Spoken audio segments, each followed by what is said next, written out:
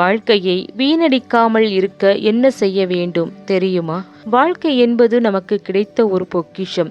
இதை முழுமையாக அனுபவித்து ஒவ்வொரு நாளையும் அர்த்தமுள்ளதாக மாற்றுவது ஒவ்வொருவரது கடமை. ஆனால் பல காரணங்களால் நாம் நம் வாழ்க்கையை வீணடித்து கொண்டிருக்கிறோம்.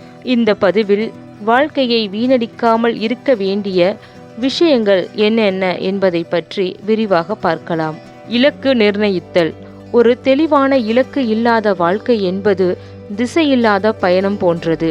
நாம் எங்கு செல்ல வேண்டும் என்பதை தெளிவாக அறிந்து கொள்ளும் போது நம் முயற்சிகள் அனைத்தும் ஒரு குறிப்பிட்ட திசையில் செலுத்தப்படும். இலக்கை நிர்ணயித்து செயல்பட்டால் வாழ்க்கையில் ஒரு பிடிப்புடன் நாம் இருக்க முடியும். ஆர்வங்களை வளர்த்து கொள்ளுதல். சில விஷயங்களில் ஆர்வங்களை வளர்த்து கொள்வது வாழ்க்கையை மேலும் சுவாரஸ்யமாக மாற்றும். நமக்கு பிடித்த விஷயங்களை நாம் செய்யும் போது நாம் மிகவும் மகிழ்ச்சியாக இருப்போம். இதன் மூலமாக நமக்கு பிடித்த திறமைகளை வளர்த்து கொள்ள முடியும். தொடர்ந்து கற்றுக்கொள்ளுதல். கற்றல் என்பது வாழ்நாள் முழுவதும் தொடரும் ஒரு செயல்முறை. வாழ்நாள் முழுவதும் புதிய விஷயங்களை கற்றுக்கொள்ளும் போது நம் மனம் எப்போதும் புத்துணர்ச்சியுடன் இருக்கும். இதன் மூலம் நாம் அறிவை விரிவுபடுத்தி கொள்ளவும் புதிய வாய்ப்புகளை உருவாக்கி கொள்ளவும் முடியும். நல்ல உறவுகளை ஏற்படுத்துதல். மகிழ்ச்சியான வாழ்க்கைக்கு நல்ல உறவுகள் மிகவும் முக்கியமானவை. குடும்பம், நண்பர்கள், சமூகத்தில் உள்ள மற்றவர்களுடன் நல்ல உறவை ஏற்படுத்தி கொள்வதன் மூலம் மன அமைதியையும் மகிழ்ச்சியையும் பெறலாம். ஆரோக்கியத்தில் கவனம். ஆரோக்கியமான உடல் நலம் இல்லாமல் நாம் எந்த ஒரு இலக்கையும் அடைய முடியாது. குறிப்பாக ஆரோக்கியம் இல்லாமல் நாம் எதையுமே மகிழ்ச்சியாக உணர முடியாது. ஆரோக்கியமான உணவு என்பது தொடர்ச்சியாக உடற்பயிற்சி செய்வது, போதுமான தூக்கம் போன்றவை நமது ஆரோக்கியத்தை மேம்படுத்தி மகிழ்ச்சியாக இருக்க உதவும். நேர நிர்வாகம். நேரத்தை சரியாக நிர்வகிப்பது என்பது வாழ்க்கையை வெற்றிகரமாக நடத்துவதற்கு மிகவும் முக்கியம். நாம் நம் நேரத்தை வீணடிக்காமல் ஒவ்வொரு வேலையையும் முறையாக திட்டமிட்டு செய்தால் அதிக வேலைகளை செய்து வாழ்க்கையில் வெற்றி அடையலாம். நேர்மறை சிந்தனை. நமது வாழ்க்கையில் நேர்மறை சிந்தனை என்பது மிகவும் முக்கியம். நாம் எப்படி சிந்திக்கிறோமோ அப்படியே நம் வாழ்க்கை அமைகிறது. நேர்மறையாக சிந்திப்பதன் மூலம் நாம் எந்த ஒரு சூழ்நிலையையும் எதிர்கொள்ளும் தைரியத்தை பெறலாம். இத்துடன் தன்னம்பிக்கையுடன் இருப்பது நம்மை வெற்றி பாதைக்கு கொண்டு செல்லும். நம் திறமைகளை நம்பி நம்மை நாம் நேசிக்கும் போது நாம் எந்த ஒரு சவாலையும் எதிர்கொள்ளும் திறன் பெறுகிறோம். மகிழ்ச்சியாக இருக்க காரணம் தேவையில்லை. மகிழ்ச்சி ஒரே ஒரு நொடியில் தோன்றி மறைகிற மின்னல் போன்றது. அதை நிரந்தரமாக்க முடியாதா என்பதுதான் மனிதனின் ஏக்கம். சிலருக்கு உணவுதான் மகிழ்ச்சி, அவர்களுக்கு அதுதான் முக்கியம். சிலருக்கு பாடுவது மகிழ்ச்சி. கண்களால் படித்தல், பார்த்தல், ஆராய்தல், அறிதல், இதன் மூலம் சிலருக்கு மகிழ்ச்சி. மேலோட்டமாக கவனித்தால் புலன்கள் மூலம் மகிழ்ச்சி போல் தோன்றினாலும் அவை கருவிகள் மாத்திரமே என்பதால் மனதை நெறிப்படுத்தும் வழியே நிரந்தர மகிழ்ச்சிக்கு அடிக்கோலும்.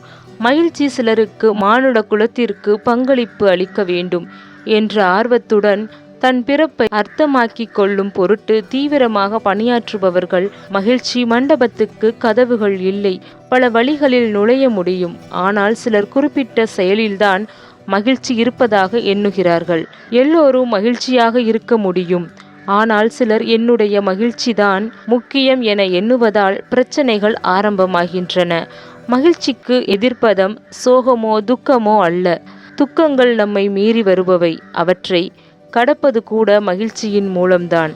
தவறான வழிகளில் பணம் ஈட்டியவனின் மகிழ்ச்சி மூலம் ஒரு நாள் கூட நிம்மதியாக உறங்க முடியாது. அச்சப்படுபவன் மகிழ்ச்சி வழிப்பறி செய்யப்படுகிறது.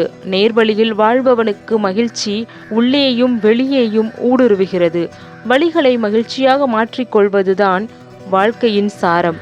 நாம் மகிழ்ச்சியை எதிர்ப்பதே பல வழிகளை பொறுத்து கொள்கிறோம். பெற்றோர்கள் குழந்தைகளுக்கு தங்களுக்கு கிடைக்காததை எல்லாம் வாங்கி கொடுத்து மகிழ்ச்சியாக வைக்க நினைக்கிறார்கள். இதை காட்டிலும் அவர்கள் பள்ளியில் இருந்து வந்ததும் ஆறுதலாக பேசுவதும் அவர்கள் மனதிற்கேற்றபடி நடந்து கொள்வதும் தான் அவர்கள் விரும்புகிறார்கள். தன்னம்பிக்கையும் வைராகியத்தையும் விட பெரிய சொத்தை குழந்தைகளுக்கு கொடுக்க முடியாது. நாம் எத்தனையோ பேர் இன்னும் போராட்டத்துடன் வாழ்வதை பார்க்கிறோம்.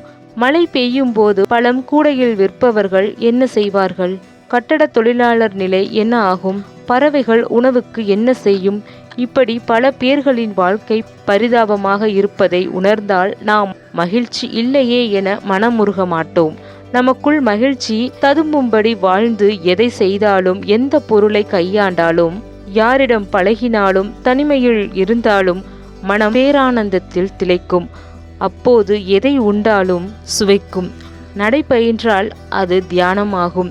குளித்தால் அது அபிஷேகமாகும். நாம் பலருக்கு இளைப்பாறும் இடமாகவும், சாயும் தோளாகவும், படுக்கும் மடியாகவும் மாற முடியும். மகிழ்ச்சியை நோக்கி பயணமாய் வாழ்வை மாற்ற விழிப்புணர்வுடன் வாழ்ந்து சந்திக்கிறார்கள். மீதெல்லாம் இனிமையாகவும் இனிய சொற்களை படர விடுவோம். மகிழ்ச்சி உடனடியாக முளைக்கும் விதை, துரிதமாக மலரும் மொட்டு, கண்டங்களை தாண்டி நறுமணம் வீசும் பூங்கொத்து. மகிழ்ச்சியாக இருக்க காரணங்கள் தேவையில்லை. மகிழ்ச்சியே மகிழ்ச்சிக்கு காரணமாகட்டும். நாம் இன்று இப்படி இருப்பதற்கு நாமே பொறுப்பு. இனி எப்படி இருக்க வேண்டும் என்று விரும்புகிறோமோ அப்படி நம்மை நாமே மாற்றிக்கொள்ளும் ஆற்றலும் நம்மிடம் உள்ளது. சுவாமி விவேகானந்தர். இந்த உலகத்தில் மாற்றம் ஒன்றே நிரந்தரமானது. இன்று உங்களிடம் இருக்கும் எதுவோ ஒன்று நாளை வேறொருவருடையதாகும். அப்பொழுது அது உங்களுக்கு சொந்தமா என்றால் நிச்சயம் கிடையாது. ஆகவே மாற்றம் ஒன்றே மாறாதது என்பதை புரிந்து கொண்டாலே மற்றவர்களுடைய செயல்களையும் நமக்கு வரும் மாற்றங்களையும் ஏற்றுக்கொள்ளும் மனம் நமக்கு வாய்க்கும். மாற்றங்கள் வரும்போது கவலை கொள்ளாதீர்கள். அது உங்களுடைய வெற்றிக்கான பாதையாக கூட மாறலாம். அந்த பெண்மணி கிராமத்தை விட்டு வெளியே தாண்டாதவர். பள்ளி படிப்பை முடிக்கவில்லை எனினும் அறிவில் சிறந்தவர். கணவரோடு வயலுக்கு போய் அறுவடை மகசூல் கணக்கு பார்ப்பது, மாட்டு கொட்டகையில் இருக்கும் மாடுகளை வளர்த்து பால் கறந்து விற்று அதில் வரும் பணத்தில் மிச்சம் பிடித்து சேமிப்பது என அனைத்திலும் அந்த பெண்மணி சிறந்தவராக அனைவருக்கும் முன்மாதிரியாக திகழ்கிறார். அவருக்கு பெருநகரத்தில் பணி செய்யும் ஒரே மகன். இடையில் நோய்வாய்ப்பட்டு அவரின் கணவர் திடீரென இறந்தபோது அந்த பெண்ணுக்கு கிராமத்தில் யாரும் ஆதரவில்லை என்று அந்த மகன் தன் வேலை பார்க்கும் நகரத்திலேயே ஒரு வீடெடுத்து தந்து அதில் வசிக்க அவரை அழைத்தான். கிராமத்தை விட்டு வெளியே தாண்டாத அந்த பெண்மணிக்கு மகனுடன் நகரத்திற்கு சென்றால் அந்த நகர வாழ்க்கை எப்படி இருக்குமோ என்றும், அது மட்டுமின்றி இங்கிருக்கும் மாடு கன்று வயல்களை அப்படியே விட்டுவிட்டு செல்ல வேண்டுமே என்ற கவலை பிடித்து கொண்டது. இருப்பினும் இவ்வளவு நாள் தனக்காக வாழ்ந்த தான் தனது மகனுக்காக சொந்த வெறுப்புகளை விட்டு தந்து மாற்றங்களை ஏற்றுதான் ஆக வேண்டும் என்று முடிவு செய்தார். தான் ஆசையாக வளர்த்த மாடு கன்றுகளை தகுந்த விலைக்கு விற்றுவிட்டு வயலை குத்தகைக்கு விட்டுவிட்டு மகனுடன் நகரத்திற்கு சென்றார். துவக்கத்தில் அந்த நகர வாழ்க்கை அந்த பெண்மணிக்கு பிடிக்கவில்லை. பாக்கெட்டில் அடைத்த பாலும் டப்பாவில் அடைத்த உணவும் கிராமத்தில் அன்றாடம் புதிதாக சமைத்து சாப்பிட்ட ஆரோக்கிய உணவும் இன்றி அவரின் பொழுதுகள் வருத்தத்திலேயே கழிந்தன. நாளாக அந்த மாற்றங்களை ஏற்றுக்கொண்ட அந்த பெண்மணி யோசித்தார். அவர் இருந்த பகுதியில் யாரும் மாடுகளை வளர்த்து பால் தரவில்லை என்பதை அறிந்து கொண்டார்.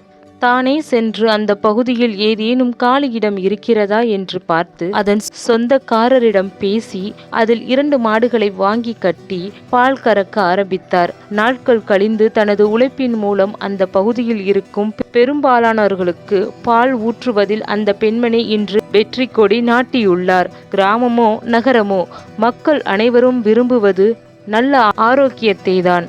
அதன் வழி வகுத்து வரும் எந்த செயல் ஆனாலும் அது வெற்றி தரும் என்பதை இந்த பெண்மணி மூலம் நாம் புரிந்து கொள்ளலாம்.